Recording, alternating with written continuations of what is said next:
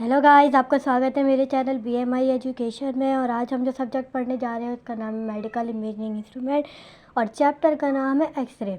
आज हम इस पर पढ़ेंगे कि एक्सरे क्या होता है, कितने प्रकार का होता है, कितनी प्रकार की एक्सरे मशीन होती है, एक्सरे मशीन के क्या क्या पार्ट्स होते हैं, लेड डिफरेंट क्या होता है, ये सब आज हम पढ़ेंगे।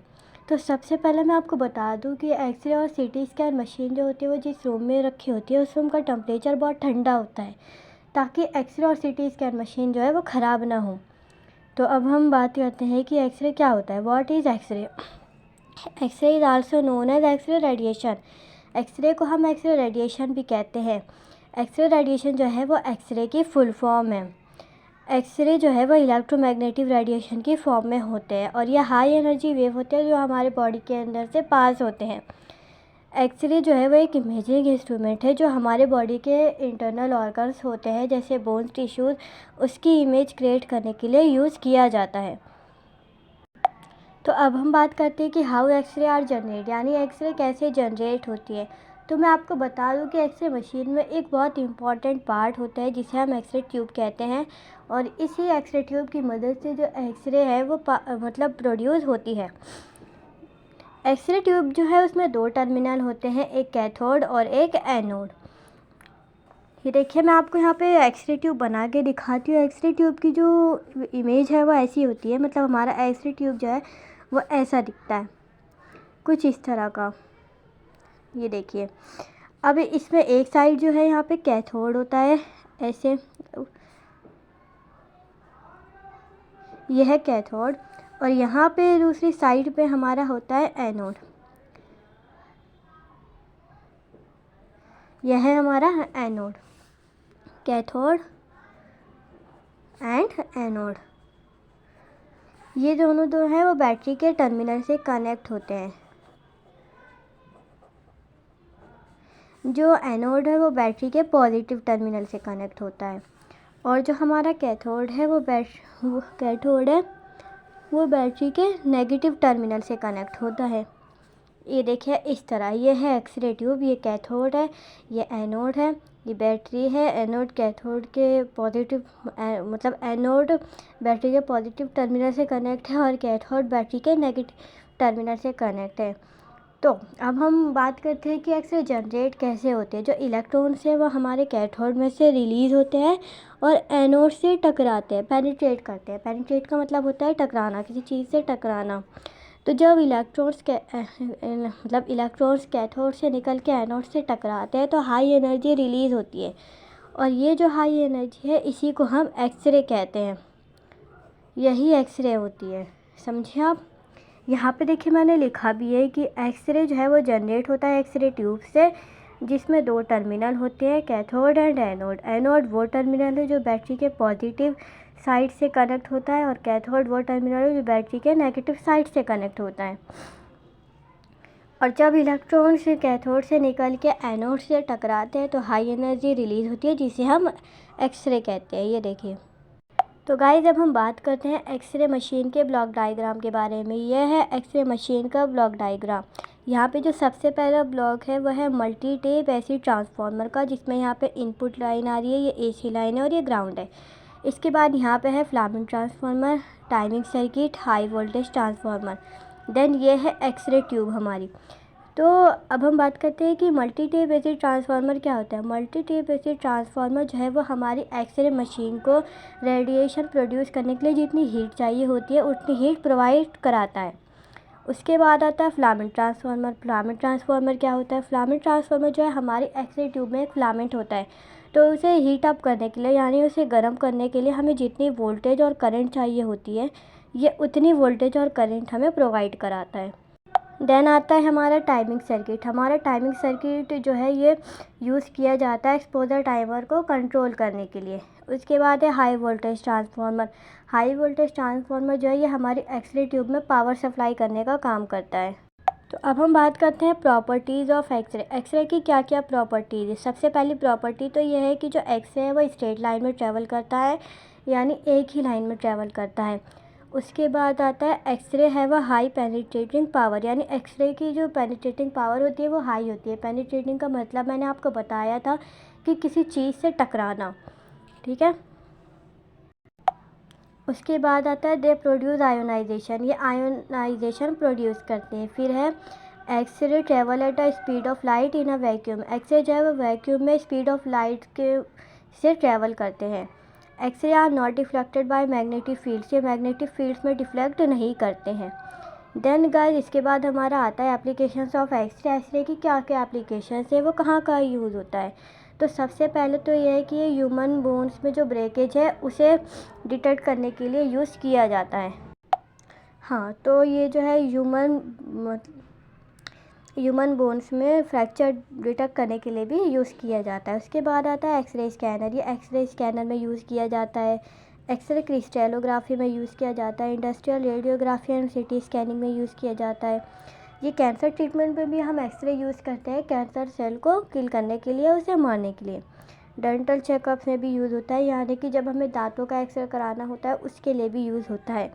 सिक्योरिटी पर्पस में यूज़ होता है एयरपोर्ट और रेलवे स्टेशन में। आप जब एयरपोर्ट या रेलवे स्टेशन कभी गए होंगे तो आपने मतलब देखा होगा कि आपका बैग स्कैन किया जाता है, वहाँ पे भी ये एक्सरे की मदद से ही स्कैन किया जाता है, तो ये वहाँ भी यूज़ होता है। तो अब हम बात करते हैं एक्सरे मशीन कंपोनेंट्स की, यानी एक्सरे मशीन के क्या क्या कंपोनेंट्स, क्या क्या पार्ट्स होते हैं। तो सबसे पहले इसमें आता है एक्सरे ट्यूब। मैंने जैसे आपको बताया था कि ये मेन पार्ट होता है एक्सरे मशीन में, क्योंकि यही एक्सरे जनरेट करते हैं। यहाँ पे भी लिखा है इट प्रोड्यूस एक्सरे, ये एक्सरे प्रोड्यूस करता है। इट रिसीविंग इलेक्ट्रिकल एनर्जी, ये इलेक्ट्रिकल एनर्जी रिसीव करता है, देन कन्वर्ट करता है इसे अदर फॉर्म्स ऑफ एनर्जी में, जिसमें 1% रेडिएशन होती है और 99% हीट होता है।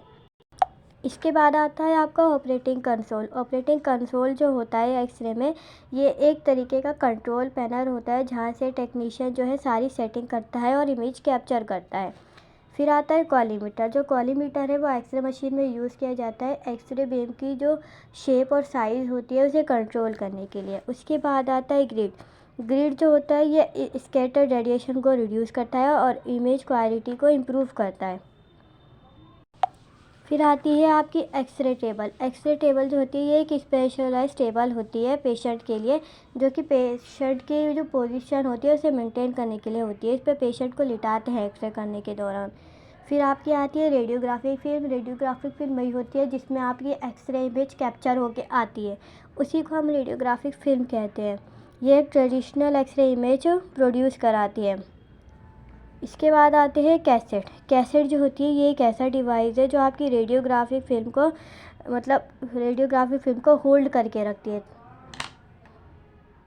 तो गाइस अब हम बात करते हैं कि हमारी एक्सरे मशीन कितनी टाइप्स की होती है। तो गाइस इसमें सबसे पहले आती है रेडियोग्राफिक एक्सरे मशीन।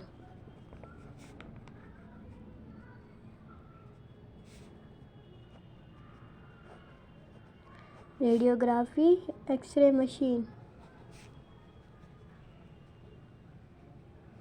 सेकंड आती है आपकी fluoroscopy x-ray machine.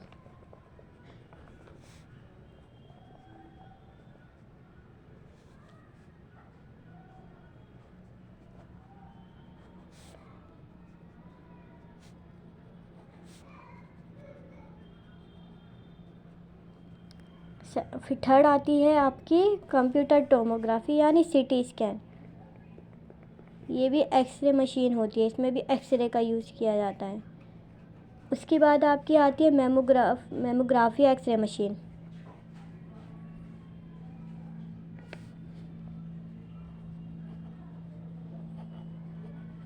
Mammography x-ray machine. And जो आपकी लास्ट है वो होती है पोर्टेबल एक्सरे मशीन।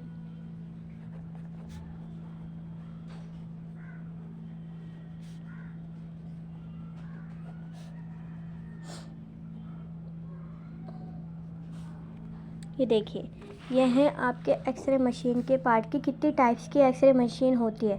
सबसे पहले आती है रेडियोग्राफी एक्सरे मशीन, फिर fluoroscopy x-ray machine, CT scan, mammography x-ray machine, portable x-ray machine. अब हम बात करते हैं टाइप्स ऑफ एक्सरे की। एक्सरे कितने टाइप्स की होती है। तो इसमें सबसे पहले आता है एब्डोमिनल एक्सरे। एब्डोमिनल एक्सरे जो है ये हमारे kidney, stomach, liver and gall bladder जो होता है उसकी इमेज शो करता है। फिर आता है बोन्स एक्सरे। ये जो है ये करा जाता है हमारी ब्रोकन बोन्स को देखने के लिए कि हमारी बोन्स में फ्रैक्चर है या नहीं, उसे देखने के लिए। फिर आता है चेस्ट। चेस्ट एक्सरे जो है वो चेस्ट का किया जाता है देखने के लिए हार्ट, लंग्स और बोन जो होती है इसकी एबनॉर्मलिटी देखने के लिए चेस्ट का एक्सरे किया जाता है। यानी चेस्ट में जो चेस्ट की बोन्स होती है, लंग्स होता है, हार्ट होता है, इसकी एबनॉर्मलिटीज़ देखने के लिए चेस्ट एक्सरे किया जाता है। उसके बाद आता है डेंटल एक्सरे।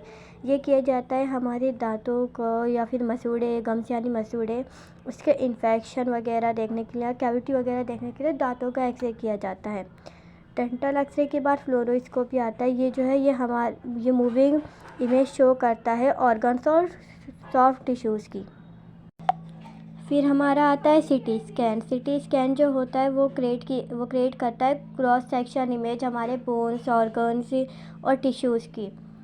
इसके बाद आता है मेमोग्राम। मेमोग्राम जो होता है वो भी एक तरीके का एक्सरे होता है जो किया जाता है ब्रीस्ट टिश्यू जो होते हैं, ब्रीस्ट लम्प जो होते हैं उनको डायग्नोस करने के लिए, ब्रीस्ट कैंसर को डायग्नोस करने के लिए मेमोग्राम एक्सरे किया जाता है। इसके बाद हम बात करते हैं लेड एप्रन की। लेड एप्रन क्या होता है? ये एक तरीके का प्रोटेक्टिव गारमेंट होता है जो कि मतलब डॉक्टर जो है वो एक्सरे या सीटी स्कैन करने के दौरान पहनते हैं।